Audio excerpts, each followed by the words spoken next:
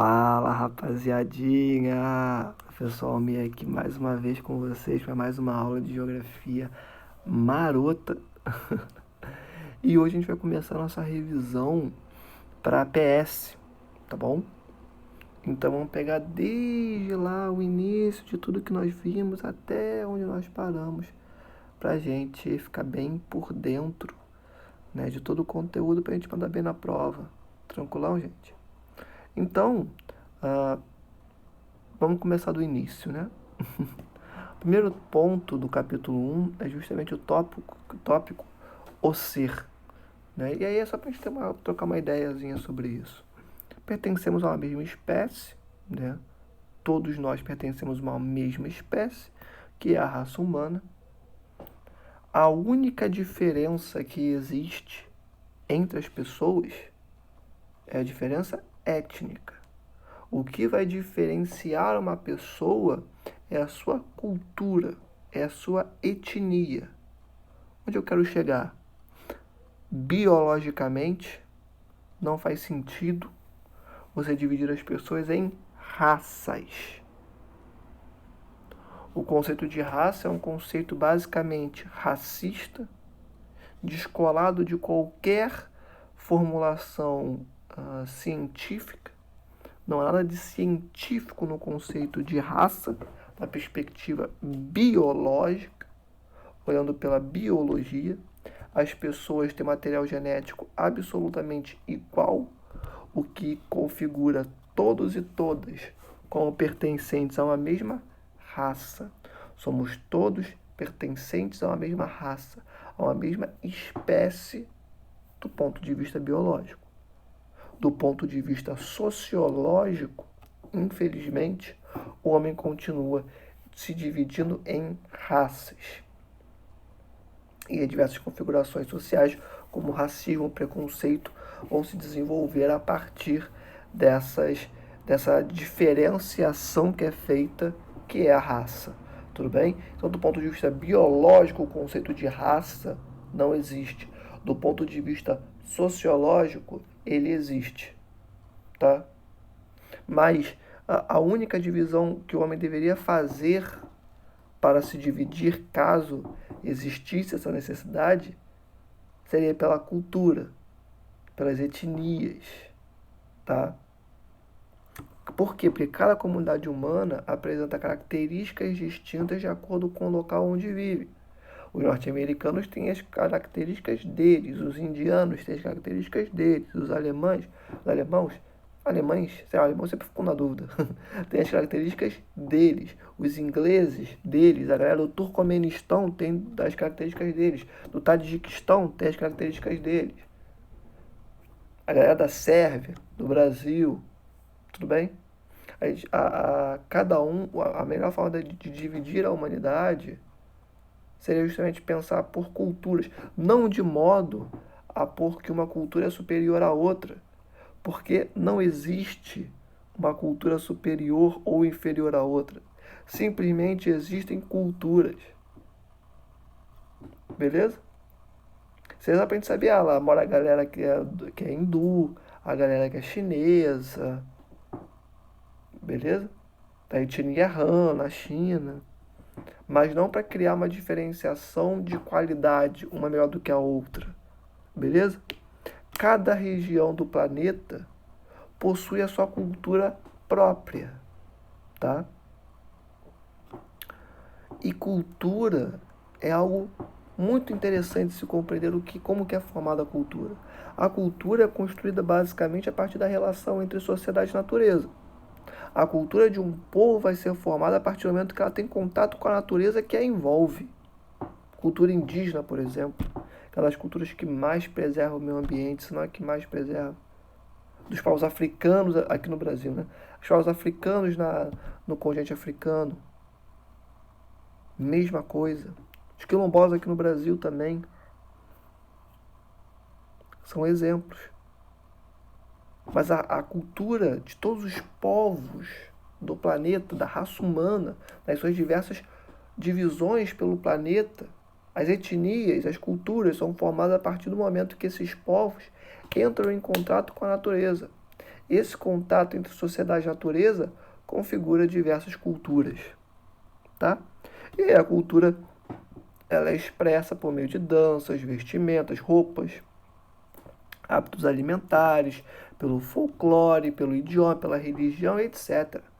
A religião de cada povo, a religião, a cultura de cada povo será construída a partir da sua relação entre a sociedade e a natureza, tá?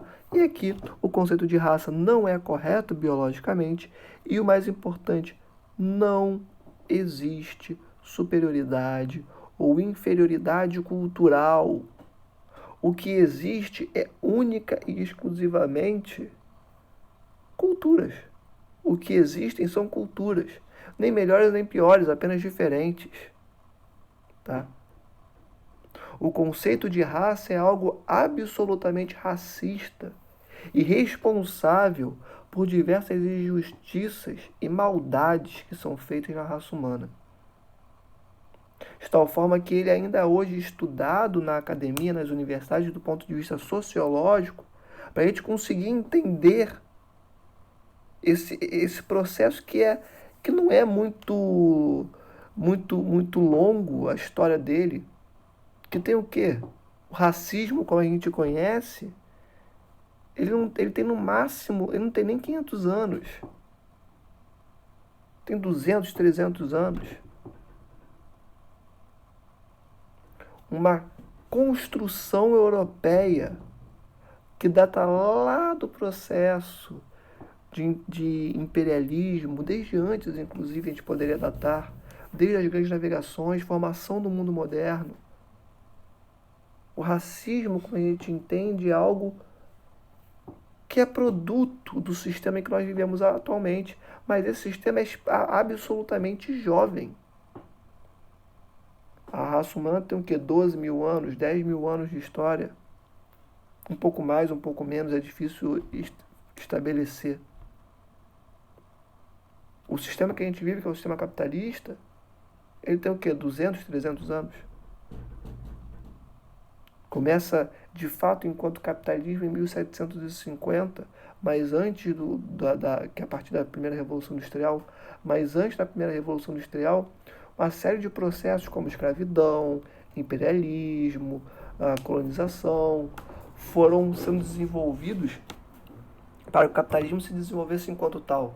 Então, o conceito de raça, como nós temos hoje em dia, ele é extremamente jovem na raça humana. Há 300 anos, ele não existia. Beleza? Por isso que, sociologicamente, ele ainda é estudado, para compreender esse fenômeno social que simplesmente divide as pessoas pela cor da sua pele ou pelo lugar onde essa pessoa nasceu. Porque eu não sei se vocês sabem, só para tratar um pouquinho desse assunto, você, por mais branco que você seja, fora do Brasil você não é branco. Você é marrom, você é latino. Porque é bom lembrar também, né? Brasileiro é latino. O Brasil está dentro da América Latina.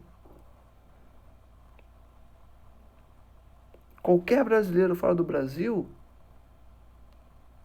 é latino. Ponto. Não é branco. Branco no mundo é só quem é da Europa, mais especificamente da Europa Ocidental.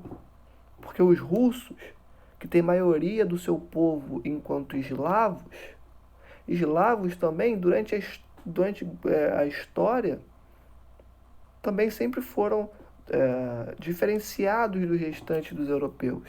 Eram tidos enquanto um povo inferior.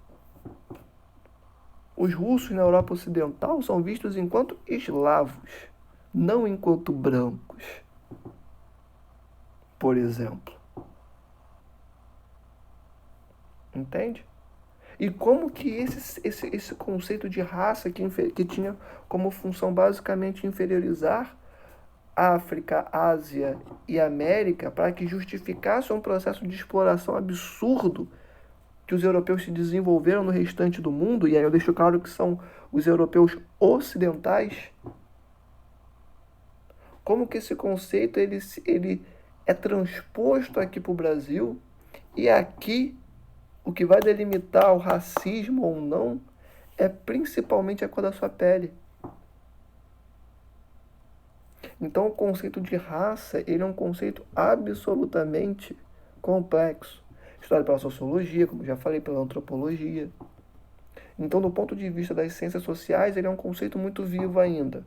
Porque a gente tem que entender como que esse processo perverso foi criado pelos europeus e como que ele se manifesta na sociedade brasileira, na sociedade mundial até hoje.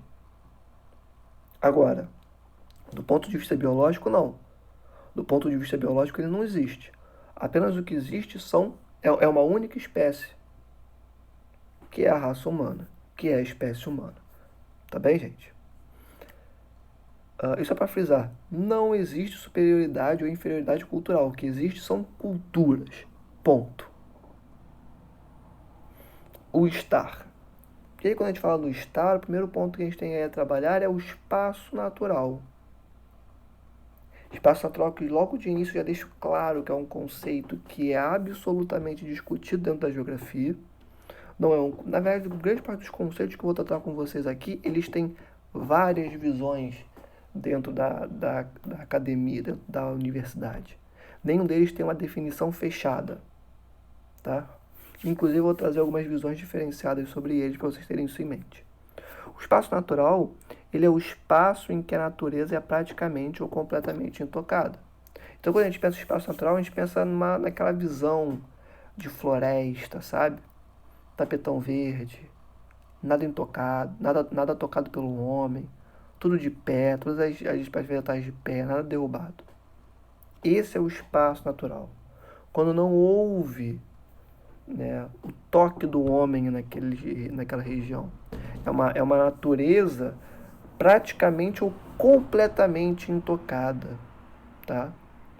Espaços naturais estão diminuindo numa velocidade cada vez maior. Cada vez mais o homem destrói o seu mundo para poder acumular capital. O homem, eu digo, uma pequena porção da humanidade, tá? Porque eu, você, quilombolas, indígenas, não temos tanta culpa assim. É uma pequena porção. Aqueles industriais, latifundiários, que têm os meios de produção para desenvolver, que são as pessoas que de fato estão ali envolvidas nessa destruição da natureza, estes indivíduos são os que são responsáveis pela diminuição cada vez maior dos espaços naturais. Por quê? Porque eles enxergam a natureza como fonte de lucro e enriquecimento de poucos. Para ser mais específico, esses poucos representam mais ou menos 1% de toda a população brasileira. 1% da população brasileira, mais ou menos, só um pouquinho para mais, um pouquinho para menos, são responsáveis pela destruição do cerrado, grande destruição da Caatinga, grande destruição da Amazônia, hoje em dia, com o avanço do arco do desmatamento pelo agronegócio. Tinha que ter uma setinha ali, mas não saiu, né? E eles desenvolvem esse processo de destruição da natureza a partir de um contínuo processo de aperfeiçoamento produtivo, que são nada mais, nada menos do que os modos de produção. O que é o aperfeiçoamento produtivo? É eu focar em desenvolver cada vez mais e mais e mais as minhas tecnologias, de modo que eu consiga explorar cada vez mais. E quando falamos que alguém explora cada vez mais a natureza, estamos falando de destruição, desmatamento, tá? Então esses espaços naturais estão sendo cada vez mais destruídos por poucos, porém são os poucos que detêm os modos de produção. São os poucos que detêm a capacidade de destruir a natureza numa escala muito monstruosa.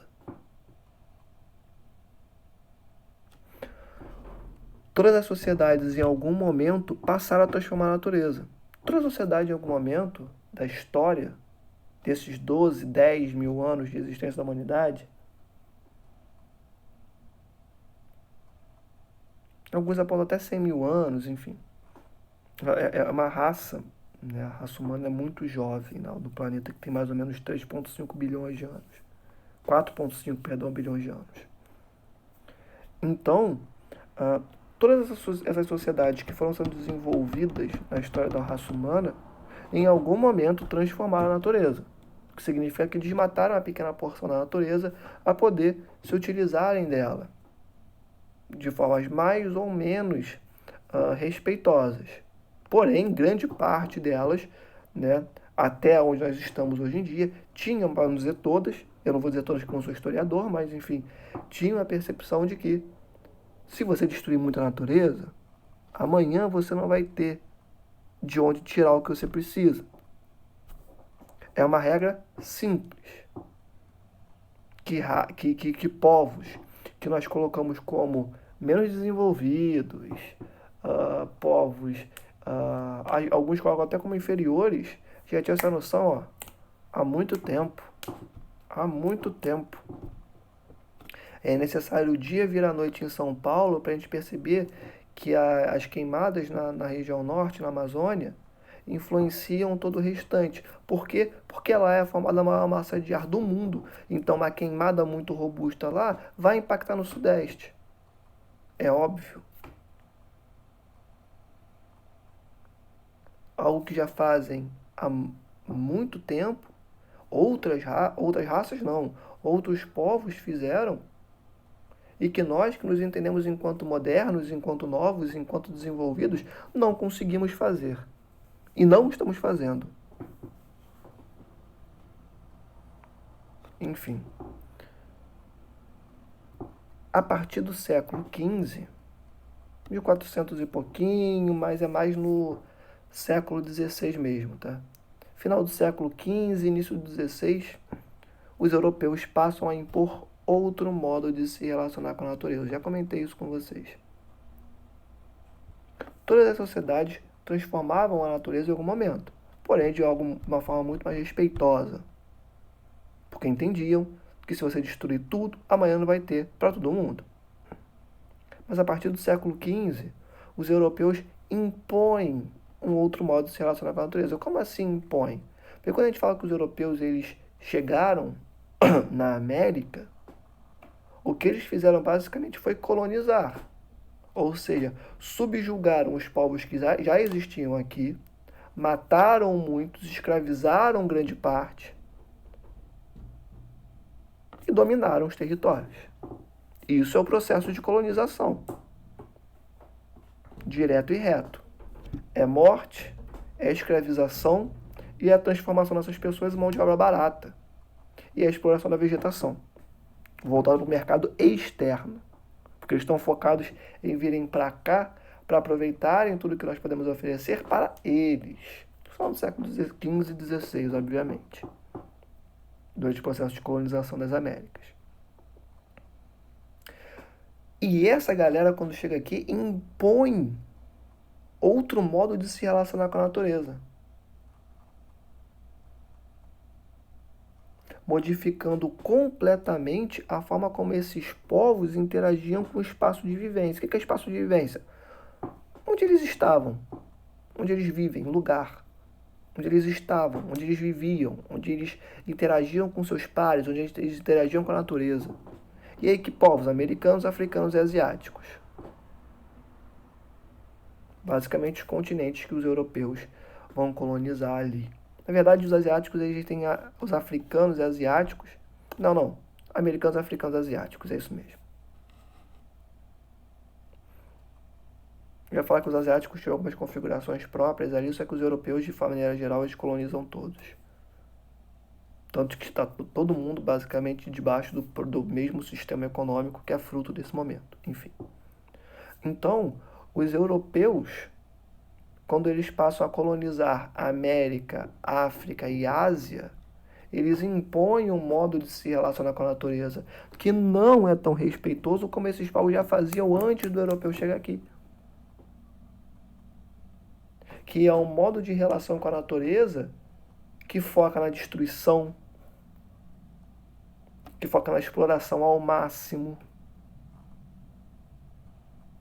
que é um modo de produção que foca em explorar pra caramba, para gerar muito dinheiro para pouquíssimas pessoas, enquanto que as pessoas que trabalharam ganham a pequeníssima fatia disso ou nem ganham nada, como foi a escravidão. Coisa que os europeus adoravam fazer, inclusive. Tentaram escravizar os povos no Brasil, por exemplo, não conseguiram tão bem. Escravizaram os africanos, escravizaram os asiáticos. Era uma prática que eles gostavam de fazer muito.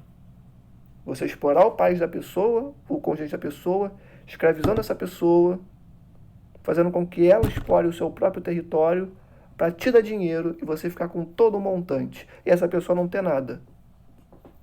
Foi assim o processo de colonização da América, da África e da Ásia.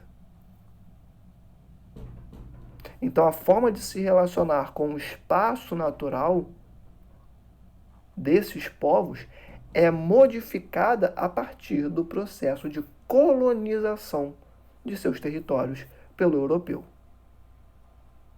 Tá? E aí fica o questionamento.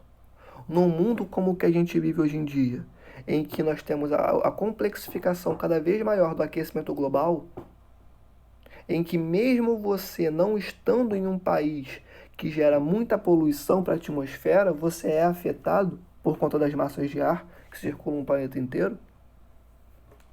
Eu pergunto a vocês, espaços naturais existem hoje em dia? Lembrando que o espaço natural é aquele que não é tocado pelo homem. Se o homem consegue afetar o planeta de ponta a ponta, de modo que ele está mudando a temperatura do planeta inteiro, mesmo sem estar nos polos diretamente, destruindo as calotas polares, o homem está promovendo o degelo das calotas polares. Ou seja, mesmo de longe, ele afeta na destruição de uma estrutura presente em outro continente. Muito extremo. Eu te pergunto, existem espaços naturais hoje em dia no planeta? Esse é um debate muito presente. Vamos lá, continuar. Eu botei em negrito interação com a natureza pré-chegada europeia, porque na hora de construção que eu estava fazendo esse slide, eu não consegui deixar pertinho. Entenderam? Então eu deixei em negrito, só para vocês saberem. Tudo isso que vem embaixo do interação com a natureza pré-chegada europeia pertence a essa parte que está em negrito, tá? Então, continuando, os nativos de África, Ásia e América possuem uma relação de respeito com a natureza, como já falei para vocês, retirando da natureza apenas o necessário para a sua sobrevivência. Eles só retiravam da natureza aquilo que era necessário para a sua sobrevivência, ou seja, era um modo de vida focado na subsistência desses povos. Era respeitoso. Eu não vou tirar da natureza mais do que eu preciso. Eu preciso disso, então eu vou pegar isso que eu preciso, porque o meu colega do lado também precisa dessa quantidade. E eu não posso pegar tudo, porque se eu pegar tudo ele não vai ter nada. E se eu chegar e destruir tudo, amanhã não vai ter o que pegar. Os meus filhos não vão ter o que pegar. Então eles tinham uma relação com a natureza de respeito. E alguns remanescentes, como tribos indígenas, alguns quilombolas, caiçaras, enfim, e outros povos tradicionais espalhados pelo mundo, mantêm uma relação de muito respeito com a natureza até hoje. Então eles não destruíam, porque o colega deles, o familiar deles, ia precisar. E as futuras gerações também. E não faz sentido nenhum, não tem nenhum sentido lógico, não faz sentido é olhar para a natureza e destruí-la, sabendo que se eu destruir a natureza, eu destruo a minha raça, que é a raça humana. Porque não se enganem, a raça humana pode ser destruída, mas o planeta vai se recompor. O planeta vai se recompor. O planeta Terra tem 4,5 bilhões de anos. Nós somos só mais uma raça de tantas milhões que já passaram por esse planeta. O aquecimento global sendo intensificado é ruim para a gente. E para as espécies animais que a gente mata, que não tem nada a ver com isso. Agora, o planeta vai se recompor, vai continuar vivo. Quando a gente fala de fim do mundo, não é o fim do mundo, é o fim da raça humana. Isso tem que estar muito claro. Então, esses povos pré-chegada europeia tinham um modo de vida que era muito mais respeitoso e muito mais inteligente, inclusive, de se relacionarem com a natureza. Bom, eles tinham consciência de que a sobrevivência das gerações futuras dependia da preservação do espaço que habitavam, exatamente como eu falei. E que é uma figura muito interessante, que é só para mostrar que é necessário respeito a todos os povos, que esse respeito é fundamental e que essa divisão entre as pessoas a partir de raças, além de ser algo absolutamente desumano, monstruoso e que não está de acordo com toda a história da humanidade, porque o conceito de raça, como nós temos hoje em dia, é algo produto da nossa realidade atual, ou seja, é muito, muito recente. A humanidade não se divide em raças desde quando ela existe. Isso é algo muito novo na história da humanidade e que a gente tem que combater. Conceitos racistas, fascistas, não cabem. Não tem nenhuma comprovação científica, absolutamente nenhuma comprovação científica, e só reforçam uma série de maldades que a humanidade vem fazendo consigo nos anos mais recentes. Vamos continuar. O próximo conceito é o conceito de espaço geográfico. E esse conceito, ele é o conceito assim cerne da geografia. Ele é fundamental para a geografia. Tá bom? Então vamos começar a tratar sobre ele. Já em articulação que a gente estava falando antes. As técnicas e instrumentos de produção europeus possuíam um maior poder de transformação da natureza. Os europeus eles tinham técnicas, tecnologias que conseguiam transformar a natureza numa escala muito maior. Enquanto os povos tradicionais transformavam ali, faziam uma horta orgânica, uma coisa... horta orgânica para essa galera não faz sentido, porque trazendo um conceito atual.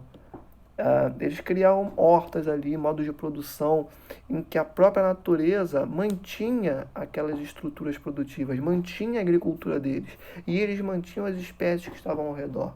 Ou seja, eles não precisavam desmatar um campo de futebol para produzir. Eles abriam ali uma frentezinha pequenininha na floresta e produziam o que tinham que produzir, suas espécies vegetais. Beleza? Então o europeu ele implanta uma forma de produção que devasta muito, muito mais. Tá? O modo de se transformar a natureza numa escala que não existia até aquele momento, degradando rapidamente as florestas.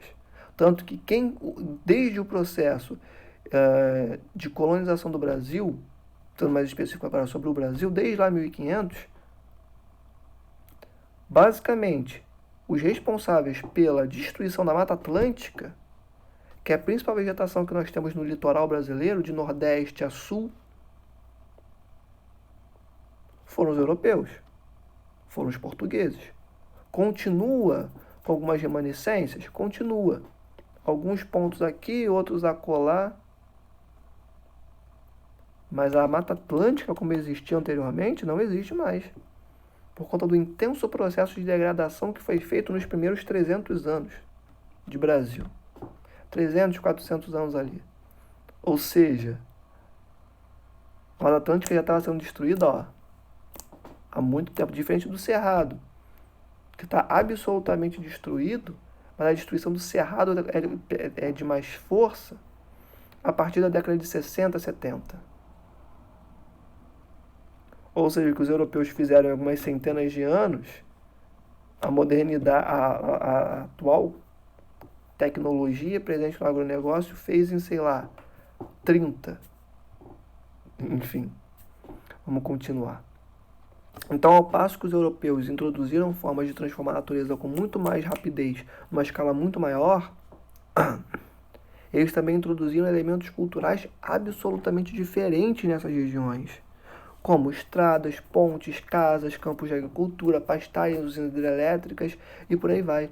Ou seja, coisas que não tinham nada a ver com a cultura dessa galera foram introduzidas no Brasil em América, África e Ásia, perdão. Foram introduzidas à força pelos colonizadores para facilitar o processo deles de exploração dos nossos territórios.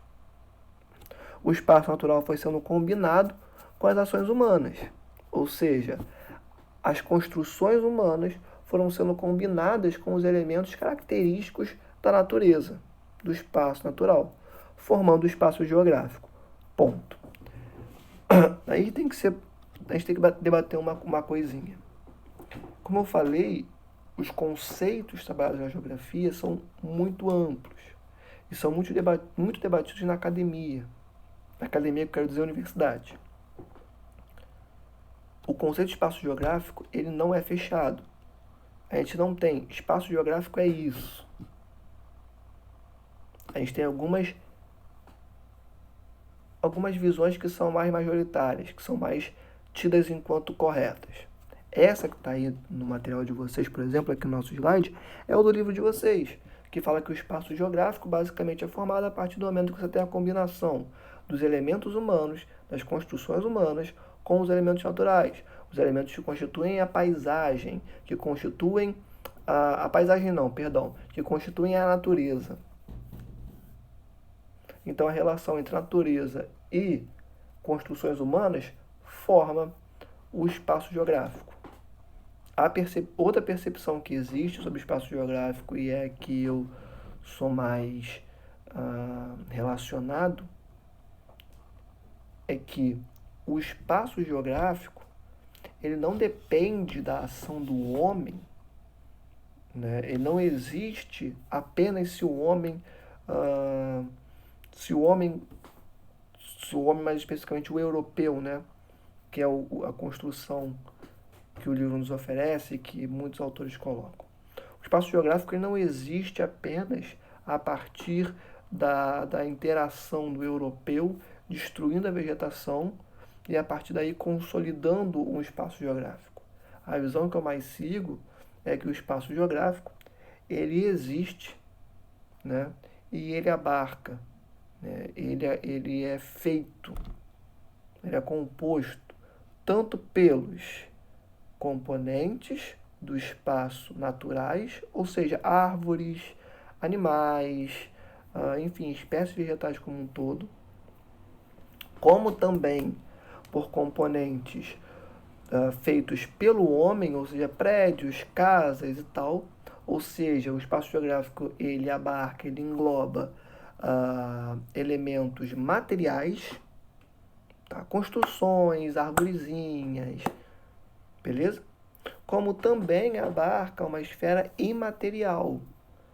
Que esfera imaterial é essa? A cultura.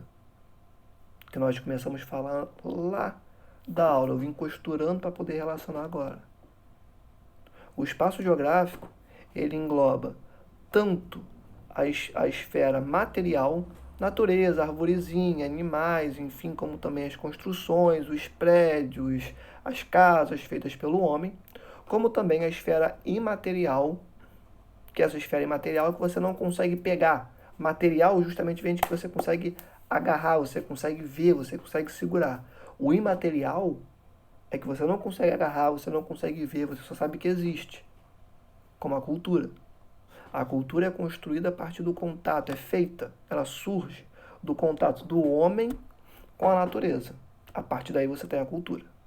Tá? Só para vocês terem essa ideia que existem aqui na nossa aula, eu estou apresentando duas visões para vocês de espaço geográfico. Existem muitas outras, inclusive. Uma, que é que nós temos aqui no nosso slide, que o espaço geográfico ele é formado a partir do momento em que o europeu ele transforma a natureza e passa a existir junto, ao mesmo tempo, o espaço criado pelo europeu, pelo homem branco, né? E também o espaço natural. O espaço natural sendo combinado com as ações humanas, e isso dando origem ao espaço geográfico. e a outra que diz que o espaço geográfico é formado a partir de elementos materiais e imateriais. Os elementos materiais são os componentes naturais, como árvores, espécies vegetais e também as construções humanas, mais a cultura, que vai compor a esfera imaterial. Tudo bem, gente? Próximo conceito, que também é um conceito fundamental para a geografia, é o conceito de paisagem. A paisagem é a constante transformação do espaço. Rapidinho. Então, gente, o espaço geográfico, ele é tudo, tá? A grosso modo, o espaço geográfico é tudo. Todos os outros conceitos fazem parte do espaço geográfico. Eles compõem o espaço geográfico. Mas, a grosso modo, o espaço geográfico é tudo. Vocês estão no espaço geográfico. A casa de vocês está no espaço geográfico. Tudo está no espaço geográfico. Tá? Paisagem, lugar, enfim, território, são outros conteúdos, conceitos que a gente se utiliza para poder entender cada vez melhor o espaço geográfico, porque ele é gigantesco. Tá? Então, a paisagem é a construção e a constante transformação do espaço. Paisagem é o que conseguimos ver do espaço, ou que os sentidos do corpo humano podem captar. Basicamente, paisagem é tudo aquilo que você consegue perceber do espaço. Tudo aquilo que o seu olho percebe, tudo aquilo que os seus sentidos percebem. Uma pessoa cega percebe a paisagem? Sim, a partir dos outros sentidos dela. Beleza? Então, paisagem é tudo aquilo que você consegue perceber do espaço geográfico. Lembrando que o espaço geográfico é tudo. Só que tem alguns pontos aí. A posição de onde observamos o espaço poderá oferecer compreensões diferentes dele. Como assim? Dependendo de onde você estiver, você enxerga a paisagem de outra forma. A paisagem será outra para você. Exemplo, se você for um jovem de periferia, de favela, de comunidades, a forma como você vai entender a paisagem será de um jeito. Se você for um jovem rico da elite brasileira, que ganha milhões, você vai ver a paisagem de uma outra forma. O jeito como você entende a paisagem vai depender de onde você fala, vai depender de onde que você vem. A paisagem não é pura e simplesmente, abri o olho e vi. Não. A forma como você entende a paisagem vai depender de onde você vem. Eu estou olhando isso aqui, mas eu entendo que tem um foco maior nesse ponto. Esse ponto aqui é o mais importante, por conta de N questões que são importantes para você. Por exemplo, quando eu vejo a paisagem do Rio de Janeiro, eu, Almir, vejo o retrato da desigualdade social. Porque ao mesmo tempo que você tem grandes prédios, você tem grandes comunidades, muito próximas. O problema não é estarem próximas, inclusive, não. Mas o fato de existirem pessoas com muito, e obviamente pessoas que têm muito pouco, como a gente vê nas paisagens do Rio de Janeiro, o que mais ressalta para mim, o que eu mais vejo, é uma grande desigualdade. Quando eu vou na zona sul do Rio, eu sou geógrafo também, né? Quando eu vou na zona sul do Rio de Janeiro, por qualquer motivo que seja, eu vejo uma desigualdade gigantesca. Do ponto em que eu moro, eu sou do subúrbio, eu sou da Vila da Penha. Eu vejo a diferença da organização do espaço, a diferença que nós temos nas ruas, nos prédios, nas casas, em relação à Vila da Penha. Quando eu vou para Bangu, a mesma coisa, só que agora em relação à Vila da Penha. E também pensando como que tudo isso é uma loucura. Portanto, o ponto que eu, Almir, mais percebo quando eu olho para uma paisagem é desigualdade social. Agora, uma pessoa que não se liga nisso pode olhar e falar: nossa, que bonito, duas classes sociais interagindo ao mesmo tempo. Ou podem falar: nossa, que bonita a praia, e nem perceber a comunidade atrás da praia. Ou uma outra pessoa olhar e falar, nossa, que prédios lindos. Entendem? Então, o lugar de onde você fala, o lugar de onde você vem, a posição da onde você enxerga, que você observa o espaço, que você observa a paisagem, vai determinar as suas compreensões sobre essa paisagem. Tranquilo?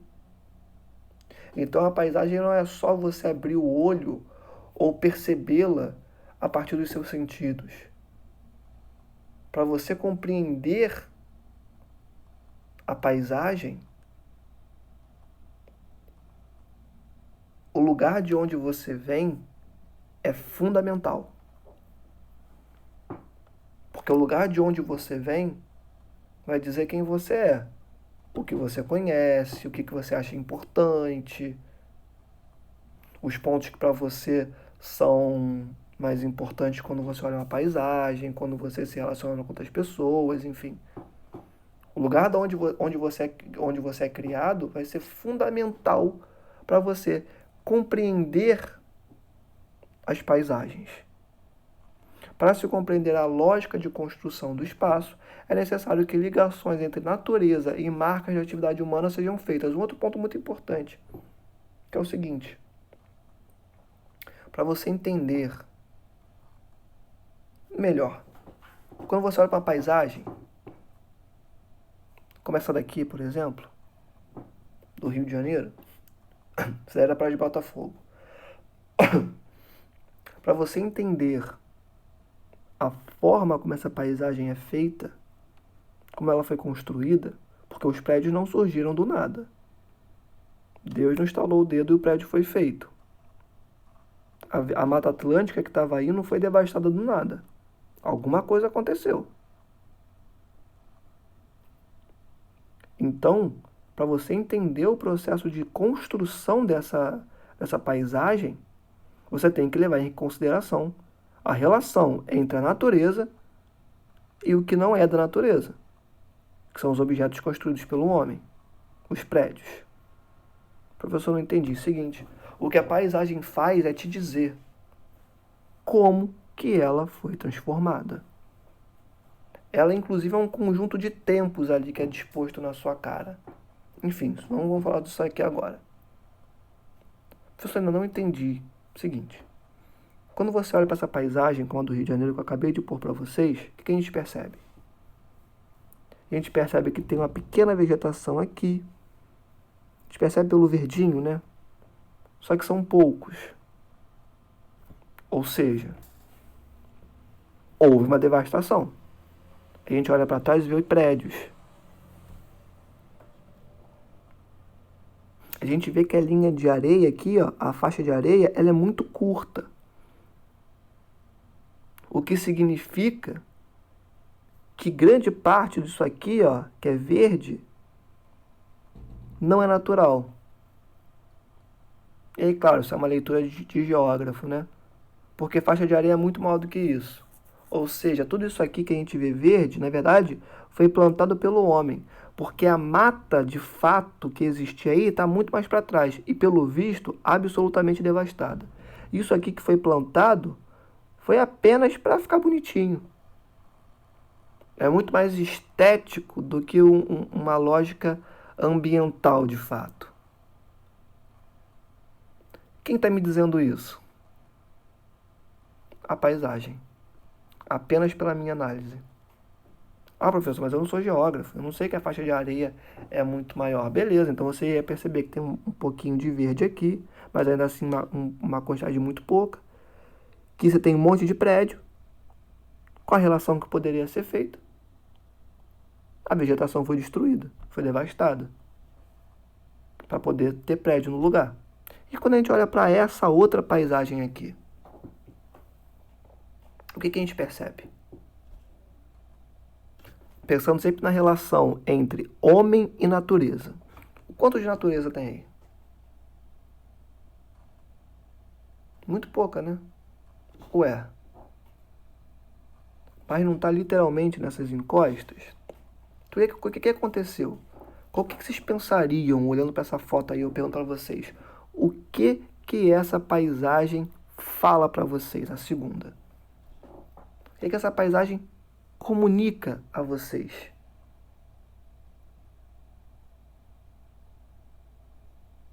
Pensando na relação entre natureza e homem. Para mim, que foi tudo devastado.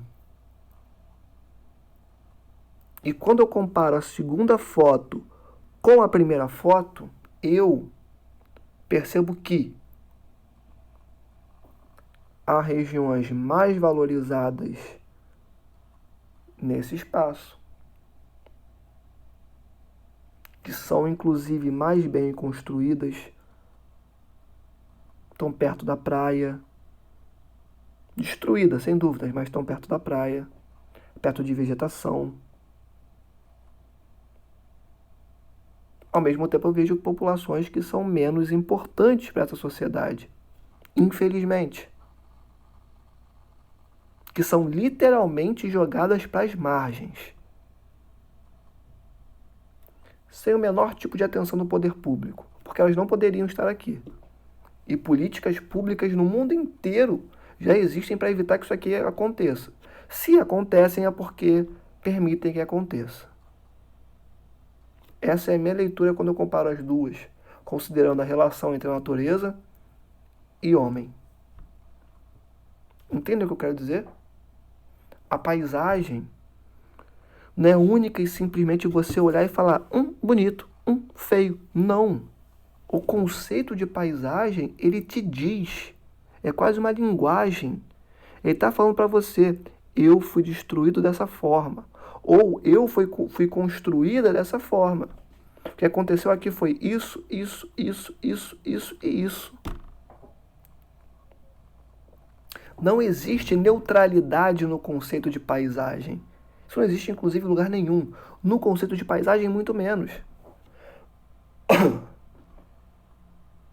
Porque, mais uma vez, a paisagem é quase como uma linguagem. Ela está falando para vocês como que ela foi construída, como que ela foi moldada. O que aconteceu ali. Não existe neutralidade em paisagem. Perdão.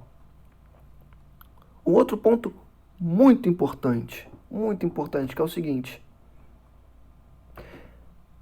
Vocês percebem que essa primeira paisagem aqui da Praia de Botafogo, ela não mostra comunidade nenhuma, né? Absolutamente nenhuma. Existe uma intenção aí. Ora,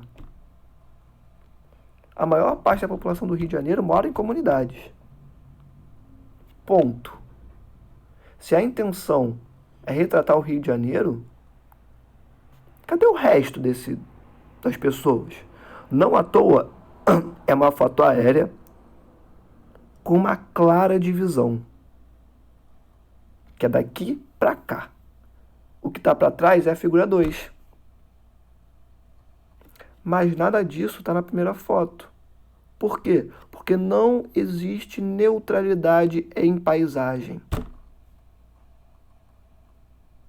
As duas foram feitas com algum propósito. A primeira, obviamente, para promover o Rio de Janeiro. Para promover essa visão fantasiosa de que o Rio de Janeiro é isso aqui, a zona sul do Rio. Principalmente para vender lá para fora, para aumentar o turismo. Agora, a segunda é a realidade. Não existe neutralidade em paisagem. Toda paisagem é construída a partir de um propósito. Por isso que esse é um conceito tão importante para a geografia. Parece fácil. É tudo aquilo que você olha e consegue perceber do espaço geográfico é paisagem. Mas depende de onde você vem, como que você entende a realidade. Tem que considerar a relação entre sociedade e natureza, porque a paisagem, basicamente, ela te mostra a relação sociedade-natureza. E sempre tendo em mente que paisagem não é neutra. Uma paisagem, quando ela é disposta assim para vocês, ela está contando o ponto de vista de alguém, considerando já de onde ela veio, considerando a relação sociedade-natureza, e ela quer te transmitir uma ideia, uma informação. Beleza, gente? Paisagem não é neutra. Isso não existe. Nunca existiu. Paisagem não é simplesmente uma coisa que você olha e é. Não. Para você entender a paisagem, depende de onde você vem. Depende da sua formação, da sua criação. Do que você entende como importante, como menos importante.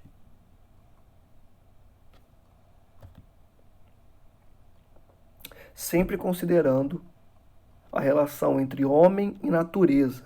Para se entender a paisagem, você tem que considerar a relação homem e natureza. Por quê? Porque a paisagem ela te dá isso, é um testemunho. A paisagem é um testemunho da relação entre homem e natureza. Beleza? E ela sempre comunica algo. Sempre. Sempre. Ah, mas sempre. Sempre. Ela está minimamente te contando a forma como ela foi transformada pelo homem. Minimamente. Deixa eu voltar para ver se eu falei tudo. Desculpa a lógica da construção. Ah, tá. Isso aqui já foi feito. Para entender a lógica de construção do espaço, é necessário que ligações entre natureza e marcas da atividade humana sejam feitas. Isso já foi feito. Já foi falado. Ah, tá. Por mais estático que o espaço possa parecer, mas que você olhe e fale, nossa, mas a paisagem é estática, o espaço é estático. Ele está em constante transformação. E essa transformação é fruto das necessidades e interesses de diferentes grupos humanos em momentos históricos diferentes. Professor, não entendi, me explica esse troço, pelo amor de Deus. Seguinte, vamos supor que você morasse em Olaria. E aí começassem as obras para a Copa do Mundo. Estou falando lá de trás, 2014 para trás. E a Prefeitura do Rio vira para você e fala assim, eu vou ter que te colocar em outro lugar para você viver. Porque eu vou ampliar a rodovia e isso vai bater na sua casa. Beleza? Uma paisagem que para você parecia estática, porque afinal de contas você morava ali, você estava naquele cotidiano diariamente. Deixando claro, não só a sua casa seria destruída para poder ampliar a rodovia, como também vários estabelecimentos comerciais ali das redondezas, a padaria, o restaurante, enfim, a escola, enfim. Aquela paisagem que para você parecia estática foi modificada. Por quê? Por conta de uma necessidade, de um interesse da prefeitura. A modificação sempre vai ser feita pela prefeitura? Obviamente que não. Pelo Estado, pelo poder público? Obviamente que não. Qualquer pessoa pode modificar a paisagem, qualquer ser pode modificar a paisagem.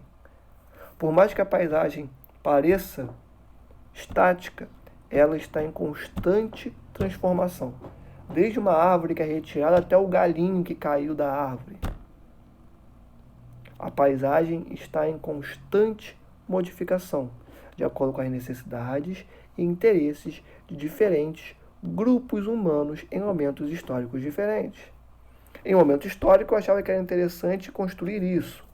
Em um outro momento histórico, eu acho interessante reformular aquilo que eu construí e construir mais alto. Exemplo, construções do século XIX no Brasil. O Brasil desmatou e construiu um prédio típico do século XIX. No centro do Rio de Janeiro você vê muito isso. E aí, hoje em dia, o que a gente acha mais interessante é reconfigurar esse prédio, que é histórico. E aí eu amplio ele, crio mais um andar em cima. mais modernão e tal. O que eu fiz? Eu transformei esse espaço, porque hoje em dia a minha necessidade, o meu interesse com esse espaço é outro. Dessa forma, eu modifico a paisagem. Então aquilo que parecia estático foi transformado. Sacaram? Próximo conceito é o conceito de lugar, que também é fundamental de uma complexidade absurda. Mas muito legal, muito tranquilo de se entender também. Lugar é uma porção do espaço geográfico onde os seres humanos estabelecem relações diretas entre si e com a natureza que os cerca. Primeiro ponto. O lugar, o espaço, a porção do espaço em que o ser humano cria relações diretas com outro ser humano e com a natureza é o lugar. É onde o ser humano estabelece relação direta com outros seres humanos e com a natureza. Relações diretas. É aonde nós despejamos todos os nossos sentimentos, expectativas e atitudes. Se é lá, no lugar, que eu crio minhas relações com outros seres humanos todo dia e com a natureza todo dia, é ali que eu vou colocar meus sentimentos, minhas expectativas, minhas atitudes. O conceito de lugar está absolutamente relacionado com a ideia de pertencimento. Não entendi, professor. Seguinte. Você vai todo dia para a escola. Todo dia, todo dia, todo dia, todo dia. Você pode não gostar. Mas você vai todo dia, todo dia, todo dia, todo dia, todo dia. Você acaba... E a escola é o espaço em que você cria, que você estabelece relações diretas com os seus coleguinhas, com o seu professor, com os seus outros professores.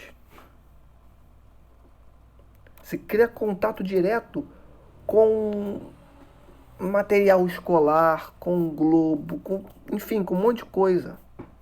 É um espaço de socialização seu. Você tem um sentimento de pertencimento àquele lugar. Vocês têm um sentimento de pertencimento em relação ao IETJ, porque vocês vão para lá todo dia. Agora não, né? Que a gente está em quarentena. Mas normalmente vocês iam todo dia. Por quê? Por conta dessa lógica. Vocês estão ali todo dia. Vocês criam relações diretas com outros seres humanos e com a natureza ao redor de vocês todo dia. Tanto na escola, quanto no caminho da casa de vocês para a escola, quanto na própria casa de vocês, porque vocês estão na casa de vocês todo santo dia, não é? Então, a casa de vocês, o quarto de vocês, o banheiro de vocês, a cozinha de vocês, a sala de vocês, sei lá, são lugares. Vocês estão ali todo dia, criam uma relação de pertencimento com esses lugares. A padaria do seu Zé, enfim. Seu Zé é um nome assim, jogado, qualquer um.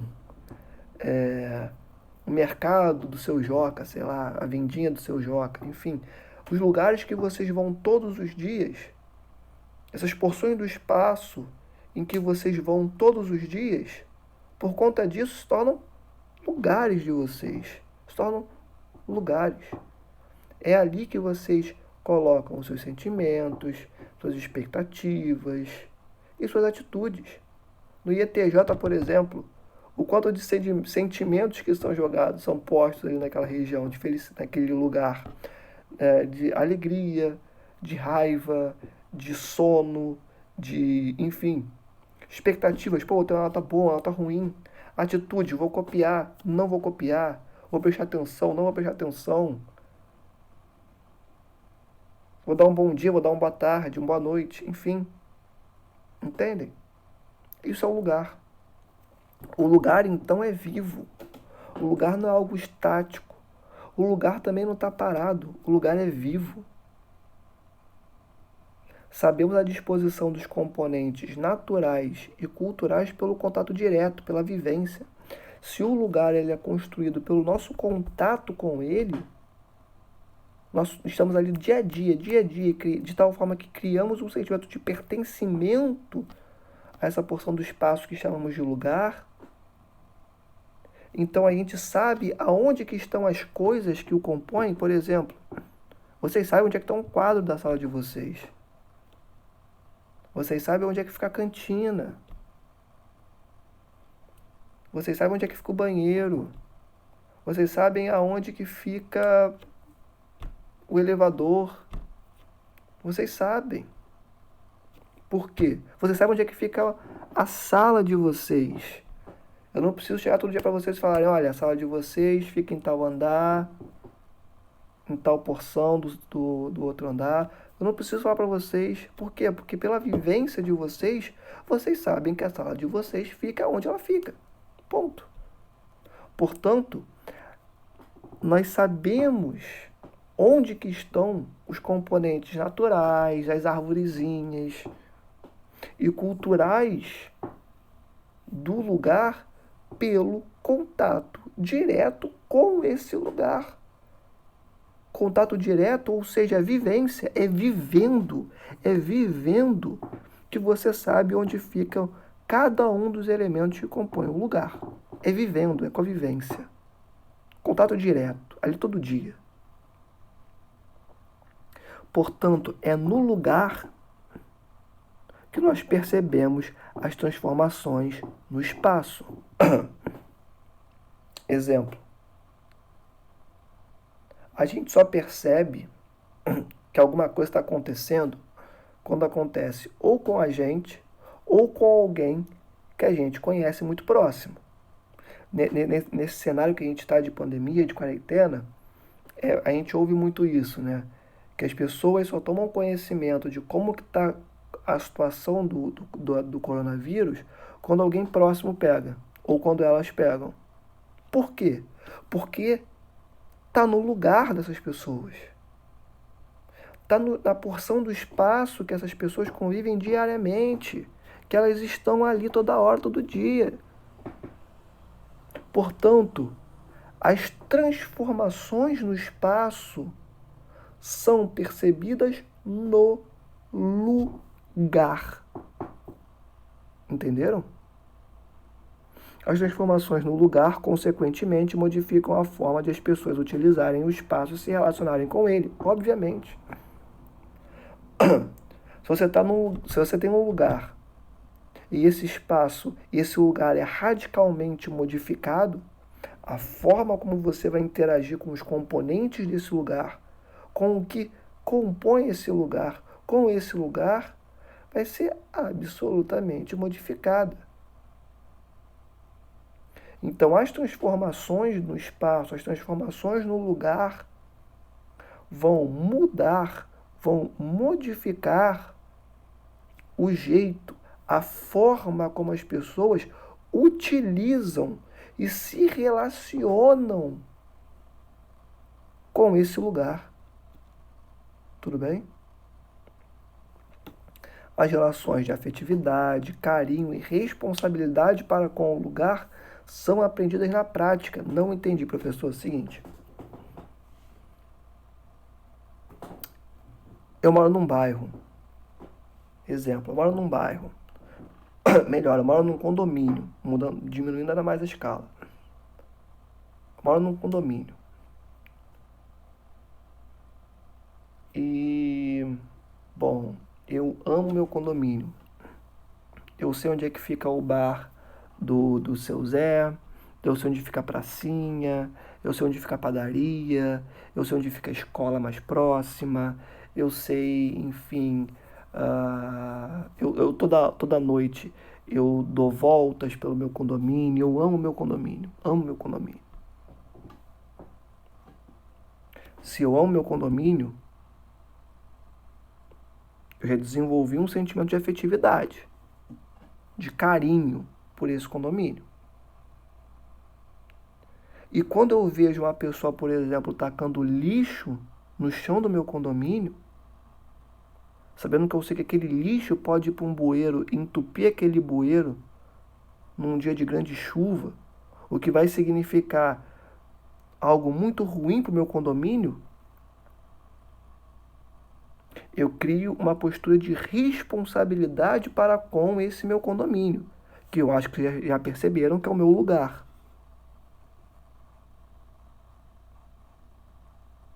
Uma postura de virar para essa pessoa e falar: não joga lixo no chão.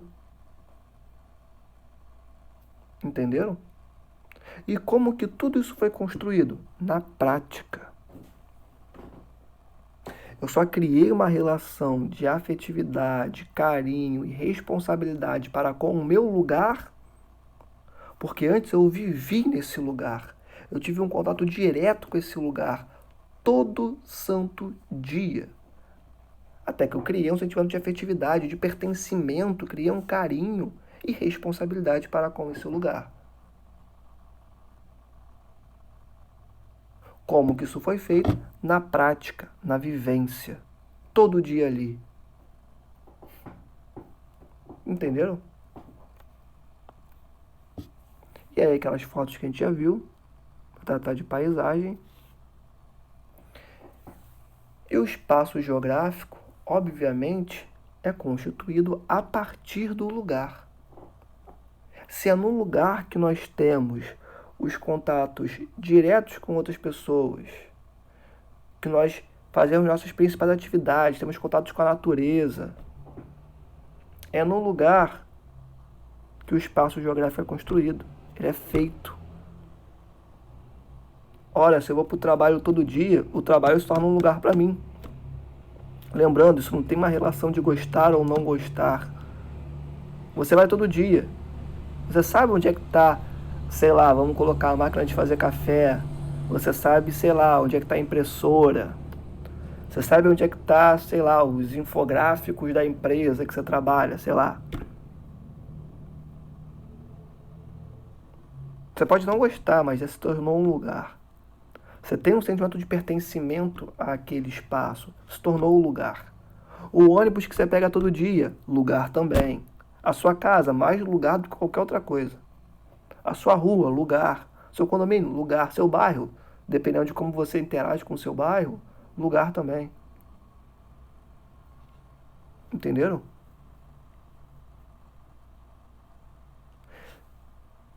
Logo, o espaço geográfico é construído a partir do lugar.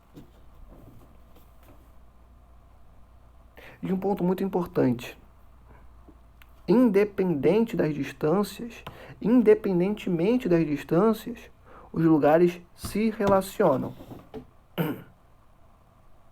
Independente dos lugares estarem mais ou menos próximos uns dos outros, eles vão se relacionar. Ou seja, se influenciam. O que gera uma responsabilidade social. Por quê? Porque, por exemplo, eu posso, sei lá, detestar um bairro vizinho, por exemplo. E todo dia ir lá e tacar lixo. Uma situação bem absurda, assim, só pra gente conseguir entender. Tacar lixo no chão, jogar lixo no chão. Até que um dia, os bueiros vão ser entupidos e uma grande enchente pode se desenvolver. Enchente é muito mais complexo que isso, tá? Mas não vamos falar sobre isso em específico hoje. Mas vamos continuar essa historinha aqui. Taquei lixo no chão pra caramba, enchente. Essa enchente não vai só afetar o bairro do meu lado que eu odeio. Vai afetar o meu bairro também. Porque não interessa a distância. Todos os lugares se relacionam de uma forma ou de outra. Seja pela internet, seja fisicamente, como eu acabei de falar para vocês, pela enchente. Todos os lugares se relacionam. Portanto, é necessário que tenhamos responsabilidade social. Por mais egoístas que queiramos ser, por mais egoísta que uma pessoa seja, ela tem que ter em mente que, literalmente, o que ela faz contra o outro volta para ela. E aí não é nem uma questão espiritual, uma questão de caráter, é uma questão prática. Todos os lugares do mundo se relacionam, portanto, se influenciam. Só a pessoa não liga para o que acontece na comunidade ao lado, ela não liga para o que acontece no lugar dela. Mais dia ou menos dia, ela vai ser afetada. Quer ver um exemplo muito interessante? O seguinte, há muito tempo,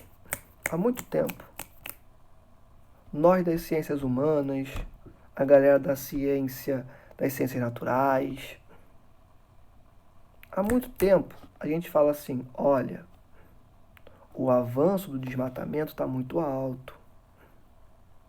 Na natureza, nada é jogado, tudo é articulado em sistema. Você tira um, você mata dois. A natureza responde. Uma série de doenças que nós não conhecemos existem. E se a gente invadir o espaço dessas doenças, a gente vai passar a conhecê-las. Ó, não tem 5, não tem 10, não tem 20 anos que a comunidade científica fala isso. Não à toa, nesse novo século que a gente está, no século XXI, o número de novas doenças aparecendo está sendo cada vez maior. Por quê? Porque cada vez mais o capital quer entrar em regiões que não pode entrar para gerar dinheiro para uma minoria da população mundial. Há muito tempo. Olha, o que não faltam são pesquisas científicas que falam sobre isso. Na geografia tem um monte. Biologia tem um monte. Engenharia ambiental tem um monte. Geologia, geomorfologia. Galera da botânica, de biologia. O que não faltam são pesquisas falando, olha, mais pandemias estão por vir.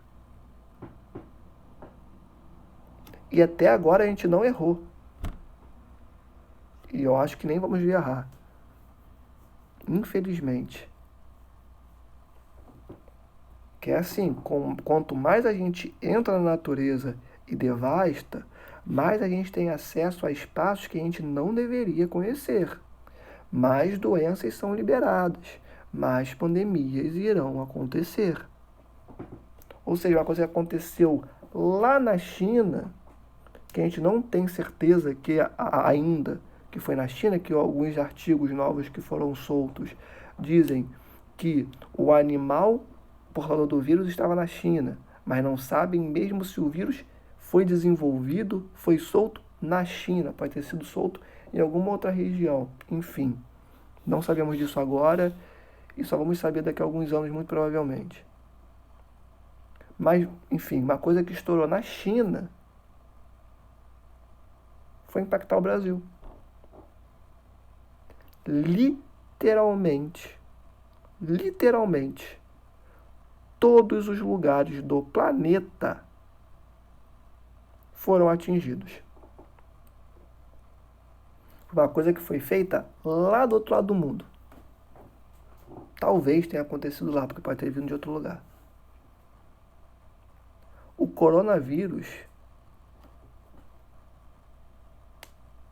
é o que eu estou falando com vocês. É essa conversa que a gente está tendo aqui. Todos os lugares se relacionam, ou seja, se influenciam. Se você quer que o seu lugar permaneça existindo e bem, faça o bem para o outro lugar. Porque isso é uma máxima. Todos os lugares se relacionam, se influenciam de uma forma ou de outra. Exemplo que nós temos aqui. A globalização, que basicamente é o local ao global. Por quê? Porque eu, na minha casa, no meu lugar, eu posso pegar o meu telefone e me comunicar com alguém que está no Sri Lanka. Ou seja, a globalização é uma conexão do local ao global. Com isso, nós influenciamos e somos influenciados de forma positiva e negativa. Gente, se você se comunica com o mundo inteiro, você pode ser influenciado de maneira positiva ou negativa. Pensando na globalização agora. O primeiro ponto que eu coloquei aqui é a eliminação de lugaridades. O que são lugaridades? Ora, você, para criar um lugar, você tem que se relacionar todo dia com esse lugar. Show de bola. Como cultura é formada? Cultura não é formada a partir do contato do homem com a natureza? Logo, quando você está ali criando um lugar, mesmo sem saber que está criando um lugar para você mesmo, você cria lugaridades, você cria comportamentos que você só desenvolve ali e que você só desenvolve porque você tem os contatos que você tem, porque você se relaciona com os espaços que você frequenta. O maior exemplo de lugaridades é a própria cultura. O que acontece quando a globalização chega com muita força? O que eu quero dizer? Passando forma de se comportar, de se vestir, de consumir, criando necessidades que nós não tínhamos, vontade de comprar coisas que nós não precisamos. O que a globalização faz? Elimina essas características próprias dos lugares e coloca características novas, que não são daqui. Nosso padrão de consumo ele é muito semelhante aqui no Rio de Janeiro, nas regiões com maior dinheiro, maior acumulação de capital, mais desenvolvidas, enfim, ao norte-americano.